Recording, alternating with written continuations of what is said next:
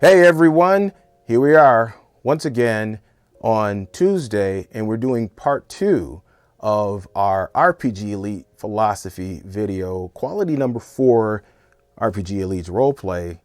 We believe it's required. On this one, I'm not going to do any dilly-dallying, so let's get straight to it.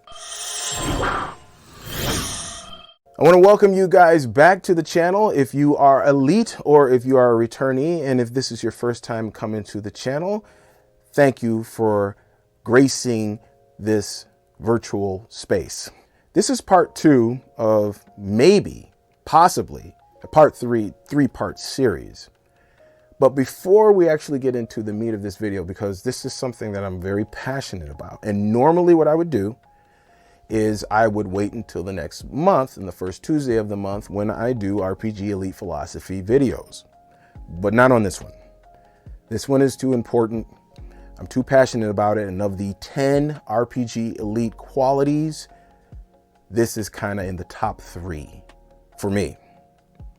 Now, I know that if you looked at the overview video, you're saying 10. I thought there were 9. Yeah, there's 10. There's a bonus one that I'm going to have at the very end that's pretty important. That's like one of my top 3.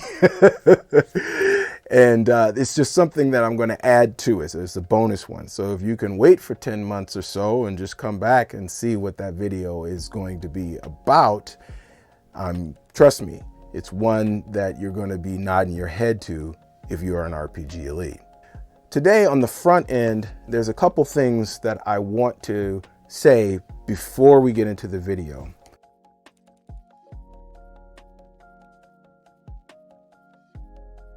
Number 1, this is RPG Elite philosophy. Now that's to say that this is not for everyone.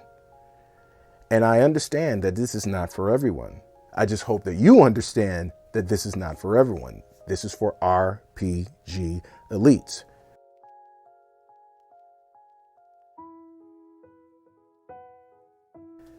Number 2, I am not trying to convince anyone of anything. And this one I want to repeat because I know somebody is going to say something that is the opposite, and I need to repeat it so it's just on the record. RPG Elite philosophy videos are not trying to convince you of anything. These are informational videos. I'm presenting you with the information of the attitude and philosophy of an RPG Elite. Your job is to listen if you want to, interpret the information, understand the information, and then either, say yay or nay. But by no means is it meant to convince everyone that, oh, well, yeah, that's the way it should be across the board. Then at that point, why would we say RPG Elite? At that point, then the term would be meaningless, and that's not what we are trying to do here. What I'm trying to do, or what I am doing, is giving you information. You make the decision about the information that's being presented.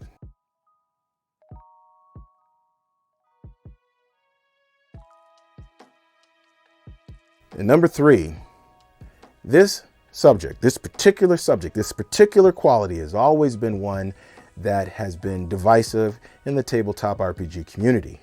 That is ridiculous to me, and it's ridiculous to most RPG Elites.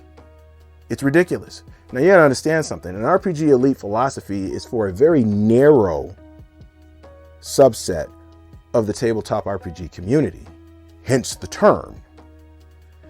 But the fact that this particular topic, role-playing, for crying out loud, is a polarizing subject, is bananas. And yet, here we are. But that's not the only thing. I understand that not only is that polarizing, but I am. In the way that I say things. I know that. And I know some of you are like, man, if you would say it like this, or you'd be a little nicer and this, then, you get more subscribers and whatever. And then listen, understand something. WYSIWYG.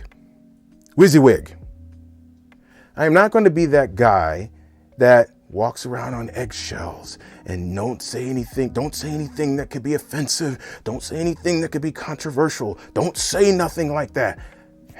I'm not the guy. I'm not the one.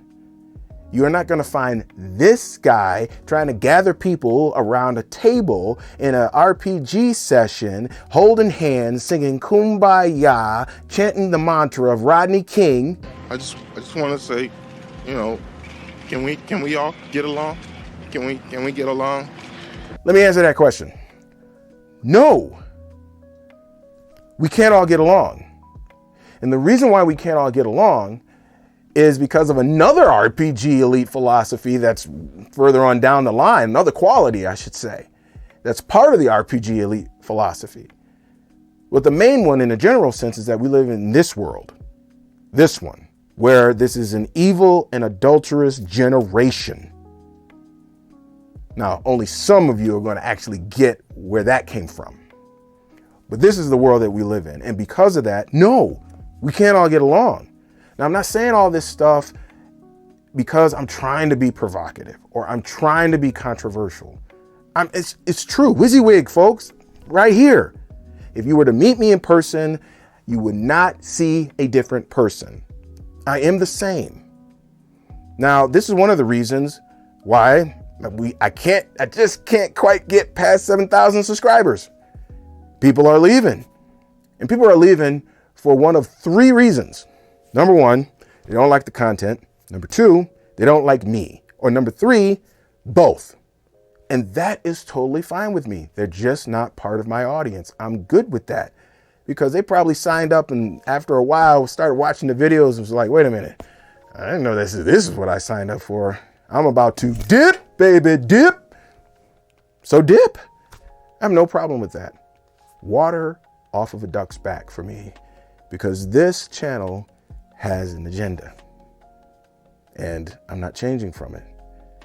And just to let some other people understand, when I get in front of this camera, I have already rehearsed what I'm going to say. I don't just get in front of the camera and just let it roll and say stuff out of the side of my neck. I write things down sometimes, but I walk back and forth here in my basement by myself and I start elucidating these things out loud and how I want to say them in front of the camera. And then I come in front of the camera and the things that I keep, the things that stay here are the things that I say. And so these things that I say that might be uncomfortable, I say them on purpose. I keep them on purpose. There's a plan and a reason for all of that stuff. I know this. So this is a polarizing subject. I get it. But I'm still going to say what I'm going to say. If it makes you squirm, it makes you squirm. And if you can take it, you can take it. If you want to leave a disparaging comment, go ahead and leave a disparaging comment. I mean, some people will be leaving comments that are tomes, and that's, for me, TLDR. So, I'll just move on and I'll skim through it maybe, but there's still too many other things that I have to do besides reading all of that stuff. But you're free to do that. So those are three things that I want you guys to understand before I understand all that stuff, before we get into the meat and potatoes of this video. So I know this was a kind of a long intro, but I needed to say this on the front end. And there's some other things that I'm going to say on the back end as well as kind of a continuation, because the video itself is a continuation of the last time. That's why you're going to see me dressed differently. I did that all in one shot, but it was too long. And I was like, okay, well, let me go ahead and let me break this up into two videos. And there's some other things as well that I think that will add to an understanding of why we think this way on the back end. So I'll see you then. Let's roll. However, there's another one too. What happens if you have only the dramatic? Well, if you have only the dramatic part of role-playing, the higher level of role-playing with no lower level role-playing, okay, what all you have now is chaos. All you have is a regression back to those days when you were a child, right? And somebody has a gun, cops and robbers, let's say. Somebody has a gun, bam, and it shoots him. Hey, you're dead, fall down. But, they decide, no, I'm not dead. No, I'm not dead. Well, yes, you are dead. No, I'm not dead. And here we go. And this is where we're at. And it's not that people aren't bringing the dramatic in. They are. It's that egos are getting in the way and all these kind of things. And so you've got chaos and nothing is structured and we're just going nowhere fast. Many times going in a circle. So the structured part of the role playing is absolutely needed. As a matter of fact, RPG elites insist on both. However, RPG elites put a premium on the high level.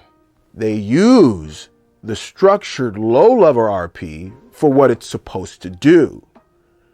But they understand that it's the high-level RP that should be the focus. That is the attitude of an RPG elite when it comes to role playing.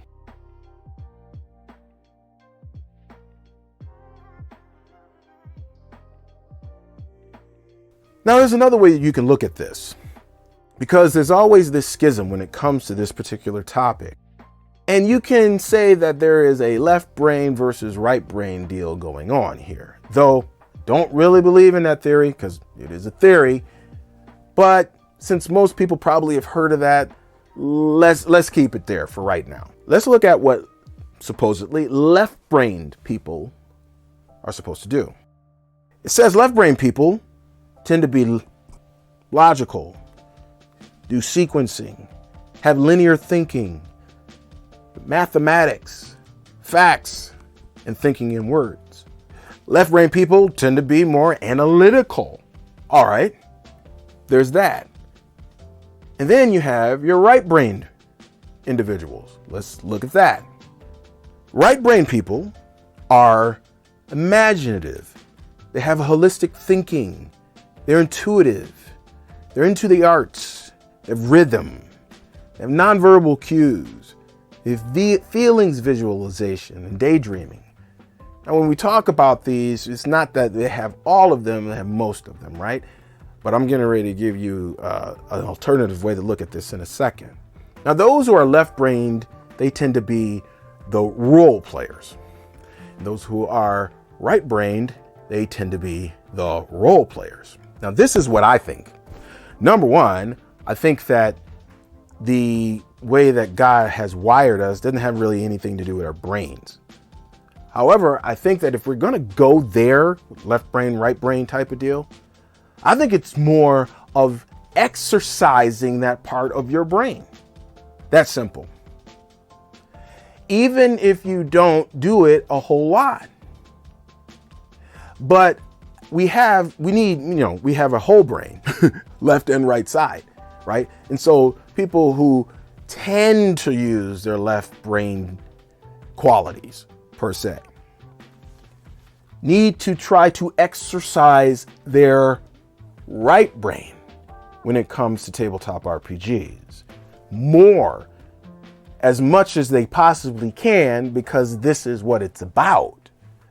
While right brain people need to embrace the need for mechanics in the structure and appreciate those left brain people who might have that as a strength, kind of, sort of. Now, let me tell you something. When it comes to quality, it's more in the high level than it is in the low level.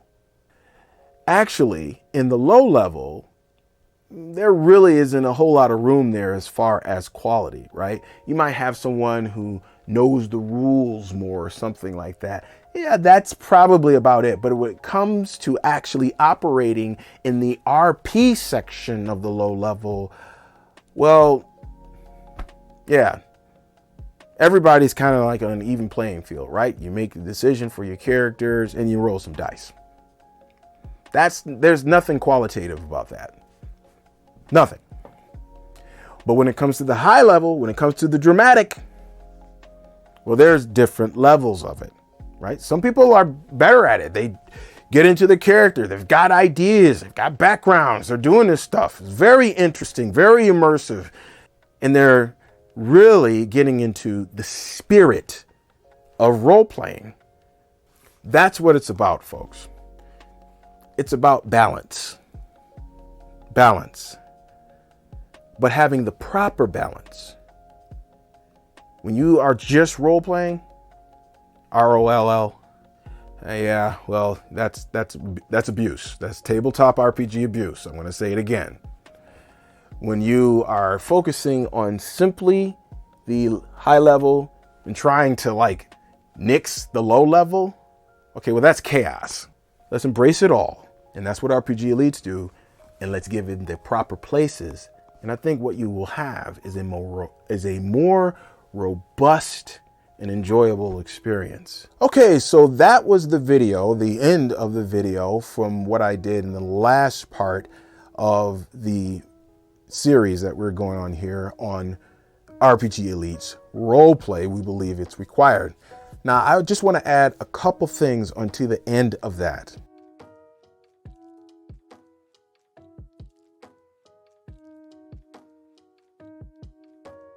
Let's look at role-playing as a house or a building. I like this analogy. And let's say that the structured low-level part of role-playing is the frame, the foundation, to some degree, even the strength of the materials which are being used on that structure or home or building or skyscraper or whatever. So that's the structured low-level part of it. But then you have the dramatic high-level part of it. What's that? The dramatic high-level part of it is the design, the architecture, the aesthetic. Now let's be honest. If we look at it like that, what's the focus? If somebody is going to go and buy a home, the focus is the aesthetic, the beauty, the architecture, the design. That's what we focus on. Nobody goes up into the middle of a house that's being built, look at the frame, stand in the middle of it and go, oh man, I can't wait to move in here. This is gorgeous. Not if they're sane, they don't. No, they wait for the architecture. They wait for it to be, they wait for the design of it. And then they decide whether or not, because the focus, that's the focus. That's the focus. No matter how good the structure is and the foundation, all the rest of that stuff, that's not the focus. The focus is the design, its beauty. That is why people move into homes. That's why people want to make it a home. And you can say the same thing about tabletop RPGs and role-playing and the whole nine. You can have a great structure in a tabletop mechanics and all the rest of that stuff, tabletop RPG mechanics. So you can have a game that has some great mechanics, right? But if you're with a group that's not giving it any life, and people who are on the outside looking in, look at that, and it's boring as dirt, it doesn't matter how good it is, they're not going to want to play that game if that's the example that they have. Now, I realize and I understand that everybody's interest is not going to be the same. I get it. But there has to be some interest there. And just sitting down at a table, rolling some dice and talking about some characters is not going to get you the biggest draw to the hobby. And we're always talking about that in the tabletop RPG community. We want more people to be a part of this. Okay, well then, if you want more people to be a part of it and you're doing any kind of public thing, even in private sessions, right? If you want your friends or your relatives to, understand this is fun and how it goes, well, then you have to have something that draws them in. And I'm telling you right now, sitting down at the table with a pencil and a piece of paper, rolling some dice and talking loud does not interest anybody. You could play spades or euchre and have more interesting interplay with people than that, or just as much. So it has to be something that goes above and beyond. And that is what happens when you focus on that high level of role playing.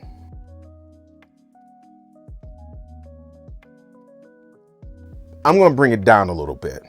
Now, everybody knows, of course, I'm biased on this. I'm RPG Elite, so I'm biased. But there's one thing that we have to consider about this, all of us, whether you're RPG Elite or not. And that is the fact of everybody is not the same. I have some great links down in the description below about the introvert, the extrovert, and the ambivert. And these are personality types, people types. And you would not believe it because most people who are watching this video probably thinks I'm an extrovert. I am not. I am not. I am what is called a social introvert. And you can find out all about that in the links in the description below. But this is something to consider. This is kind of connected to the right brain versus left brain thing. If you're a certain personality type, you're not going to be RPG Elite. Just flat out. I'm just going to put it out there. Not going to be RPG Elite. Some of you might have a secret desire to be, but your personality type just doesn't give you the freedom to do so. Sometimes you just got to punch fear in the face and exercise your right brain and just do it. And what you're going to find is that it opens up new opportunities.